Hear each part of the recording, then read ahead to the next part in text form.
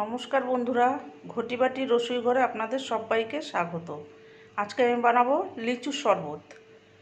দেখুন আমি কিভাবে বানাচ্ছি। এই যে লিচু, কেনা লিচু বন্ধুরা, এটা লিচুটা খুব মিষ্টি লিচু। আমার গাছ এবছর একদম আমার গাছে লিচু হয়নি, তাই কেনা লিচু দিয়ে আমি লিচুর শরবত করব।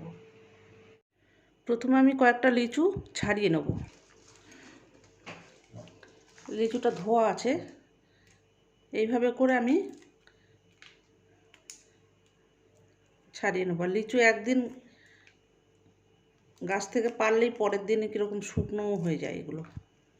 এই যে দেখুন, লিচুটা ফ্রেশ লিচু এবং মিষ্টি খুব। এইভাবে করে আমি ছাড়িয়ে নিচ্ছি কয়েকটা।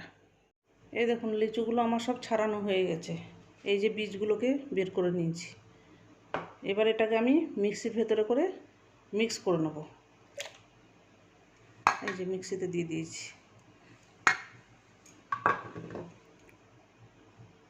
দেখুন বন্ধুরা, এই যে মিক্সিতে আমার পেস্ট করা হয়ে গেছে। এই যে মিক্সিতে লিচুগুলোকে আমি পেস্ট করে নিয়েছি। এবার দেব একটু বিট লবণ, আর দেব একটু গুঁড়ো চিনি 1 চামচ। লিচুটা মিষ্টি আছে, অল্প একটুখানি সামান্য গুঁড়ো চিনি দিয়ে দিলাম। এবার দিয়ে দেবো একটু চাট মশলা, অল্প সামান্য পরিমাণ, দিতেও পারেন নাও দিতে পারেন।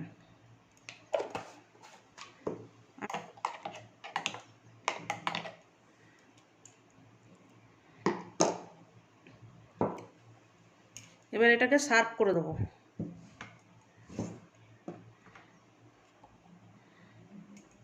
এটা একদম পুরো মিহি পেস্ট হবে না, লিচু তো এমনিতে নরম, আর এই পুরো মিহি পেস্ট করা লাগবে না, ছাকাছাকির ব্যাপার নেই। দেখুন আমি সার্ভ করে দিয়েছি। এই যে আমার তৈরি হয়ে গেল লিচুর শরবত। এই যে আমার তৈরি হয়ে গেল লিচুর শরবত। একটু সাজিয়ে দিয়েছি, ওপর থেকে একটুখানি কাশ্মীরি লঙ্কার গুঁড়ো সামান্য একটুখানি ছড়িয়ে দিয়েছি, রঙটা দেখতে সুন্দর লাগবে, যদিও এর সঙ্গে কোনো সম্পর্ক নেই।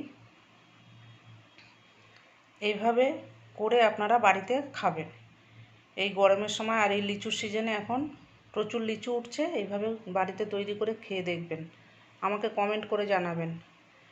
এরকম নিত্য নতুন ভিডিও পেতে আমার চ্যানেলটির সঙ্গে থাকবেন, সাবস্ক্রাইব করবেন, লাইক করবেন, প্রচুর শেয়ার করবেন।